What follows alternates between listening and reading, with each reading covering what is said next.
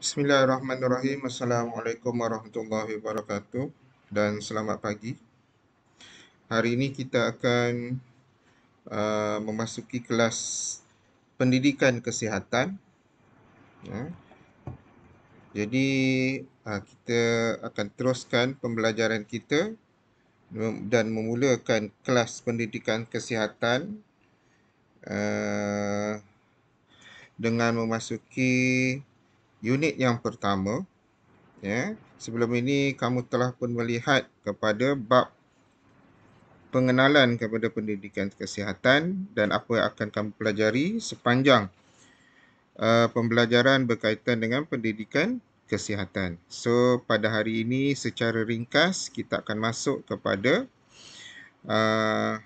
unit yang pertama, iaitu pendidikan kesihatan reproduktif dan sosial.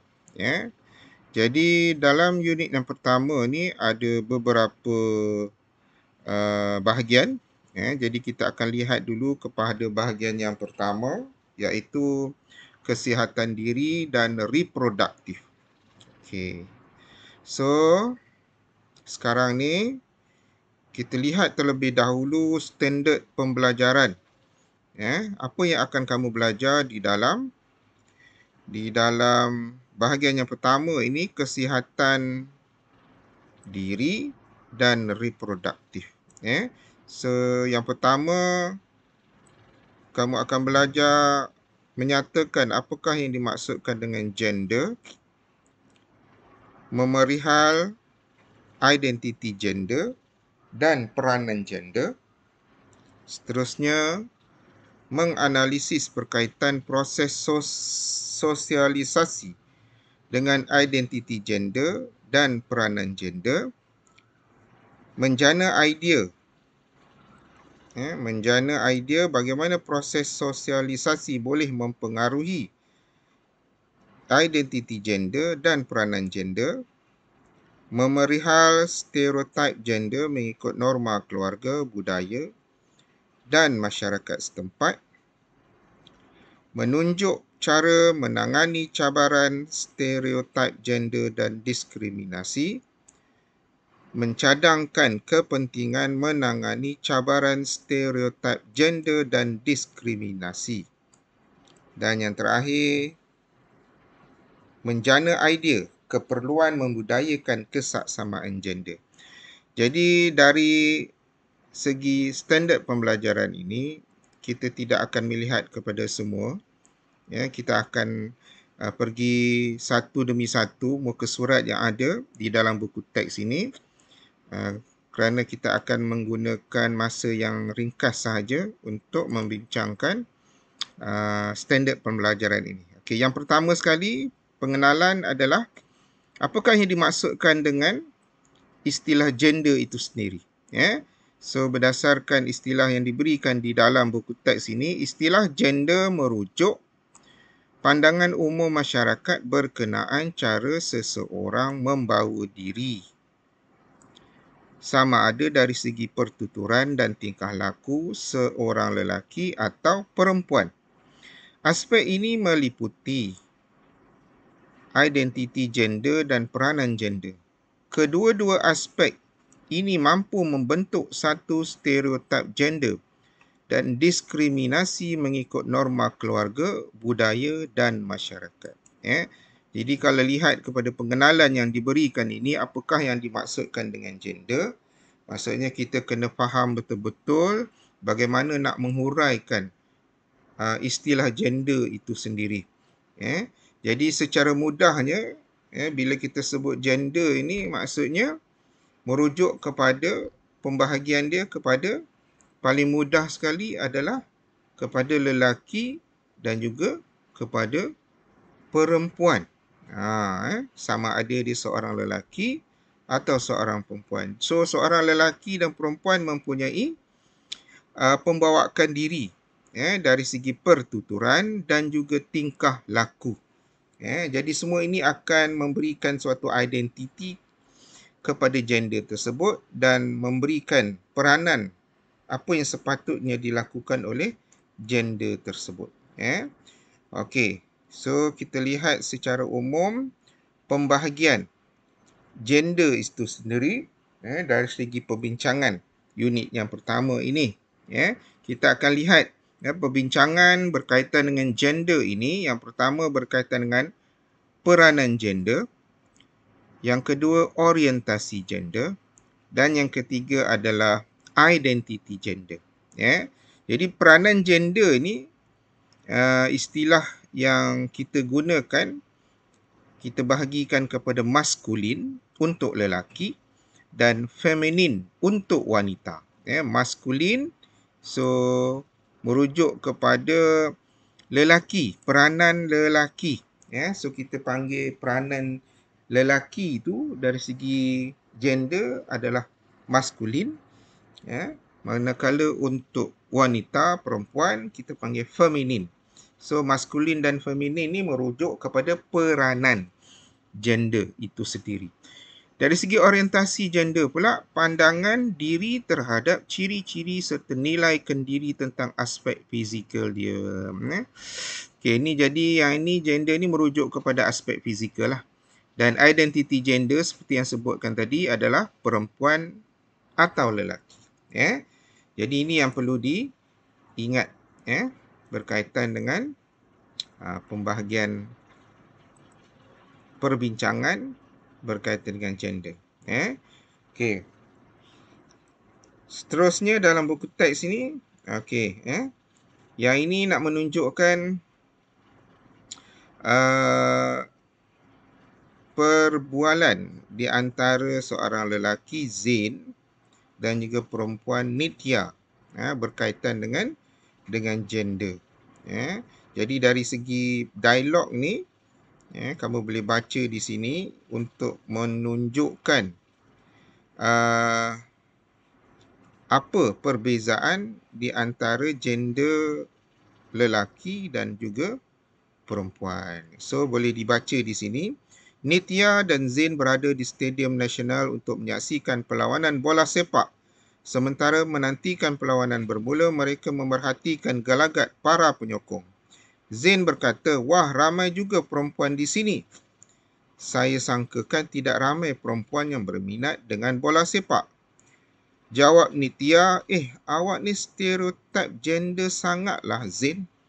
Zain menjawab, "Stereotip gender? Apa maksudnya, Nitya?" Nitya menjawab, "Stereotip gender bermaksud pandangan yang ditetapkan oleh masyarakat secara umum tentang ciri-ciri seseorang seperti jantina, ras atau budaya." Okey. Kemudian Zain menjawab, "Cuba lihat keluarga itu pula, Nitya. Comel kan anak-anak itu?" Nitya menjawab, "Ya, Zain. Nampaknya mereka jelas mempamerkan identiti gender yang tepat." Zain, "Contohnya, Nitya?" Nitya menjawab, "Identiti gender merujuk tata cara yang memperlihatkan aspek perwatakan, sikap, tingkah laku, hak serta tanggungjawab individu yang diterima oleh masyarakat." Zain membalas, "Oh, macam keluarga itu ya, Nitya. Saya lihat ayahnya sentiasa memastikan keselamatan anaknya. Ibunya pula membekalkan roti agar anaknya tidak lapar." Nitya menjawab, "Itulah peranan gender yang meliputi aspek perwatakan, sikap, tingkah laku, hak dan tanggungjawab individu yang diterima oleh masyarakat." Zain, kalau kita lihat sekarang, jurang perbezaan antara lelaki dan perempuan semakin mengecil. Tidak ada diskriminasi gender. Contohnya dalam aspek pekerjaan dan tanggungjawab. Okay, itulah dia dialog yang berlaku di antara Zain dan juga Nitya yang memperlihatkan bagaimana perbincangan berkaitan gender ini dilakukan. So diharapkan kamu boleh faham walaupun lebih kepada aspek teori ataupun falsafah berkaitan dengan gender ini. Jadi gender ini berdasarkan kepada pandangan umum masyarakat terhadap seseorang. Okey, seterusnya kita lihat pula berkaitan dengan sama tapi tak serupa. Jadi dalam aspek ini kita melihat walaupun mungkin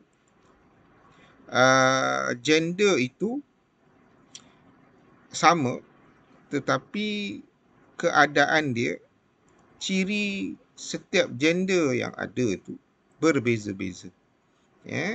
Sama tapi tidak serupa. Sama tapi tak serupa. So, kebanyakan individu mempelajari peranan gender, watak dan tanggungjawab masing-masing dalam masyarakat melalui proses sosialisasi. Proses sosialisasi ini melibatkan pembentukan peranan gender melalui proses pemerhatian dan peniruan, iaitu mengikuti apa-apa yang diwarisi dari satu generasi ke generasi yang berikutnya. Aspek-aspek yang dibentuk dan menjadi asas masyarakat terhadap peranan gender ialah penampilan, perwatakan serta tingkah laku seseorang. Selain itu, hak dan tanggungjawab mengikut jantina juga dititik beratkan. Contoh yang pertama, kerjaya juru terbang, saintis, jururawat. Kerjaya sebagai juruterbang atau saintis tidak terhad kepada lelaki. Begitu juga profesion perguruan dan kejururawatan tidak terhad kepada perempuan sahaja. Contoh yang kedua. Okey, pertandingan memasak. Chia meminati bidang masakan. Dia ingin mengambil bahagian dalam satu pertandingan memasak. Dia meminta bantuan kakaknya untuk mengisi borang penyertaan. Kakaknya mentertawakan Chia dan mengatakan bahawa orang lelaki tiada tempat di dapur. Jadi, berdasarkan kepada dua contoh ini, apakah pendapat kamu tentang pemilihan kerjaya mereka? So, berdasarkan kepada contoh ini, kita melihat bahawa pandangan umum masyarakat terhadap sesuatu karakter atau ciri-ciri gender menjadikan kita mewarisi sesuatu berkaitan dengan ciri-ciri tersebut. Contohnya, secara umum masyarakat memandang bahawa memasak itu adalah tugas perempuan. Jadi lelaki tidak sesuai untuk memasak. Jadi ini adalah suatu kriteria berdasarkan kepada pandangan umum masyarakat. Begitu juga dengan kerjaya juruterbang. So secara umumnya masyarakat memandang bahawa juruterbang hanya untuk lelaki. Saintis juga untuk lelaki. Manakala jururawat pula adalah untuk perempuan. Jadi inilah pandangan masyarakat berkaitan dengan gender itu sendiri. Jadi peranan gender itu disebabkan oleh pandangan masyarakat terhadap identiti gender itu sendiri. Jadi itulah bagaimana gender itu terbentuk. Okey, so salah satu sebab berlakunya diskriminasi gender adalah kerana terdapatnya stereotip gender. Dalam kumpulan berempat, terangkan cara menangani cabaran dan diskriminasi gender agar remaja kini tidak terperangkap di dalam stigma ini. Okey, so inilah dia perkara yang berkaitan dengan gender. Okey, seterusnya sebagai pengakhiran kepada kelas kita pada hari ini, cikgu minta kamu untuk menjawab soalan latihan pengukuhan ini di dalam buku nota kamu, iaitu penyataan di bawah menunjukkan stereotip gender. Okey, so dalam kumpulan berempat ataupun secara individu bukan berempat, berdasarkan pernyataan di atas, bahaskan bagaimanakah kesaksamaan gender dapat dilakukan. So berdasarkan kepada stereotip gender yang terbentuk oleh pandangan umum masyarakat yang membezakan di antara lelaki dan perempuan. So bahaskan bagaimana untuk kita menjadikan kesaksamaan gender itu lebih kecil. Kesaksamaan gender itu dapat dilakukan.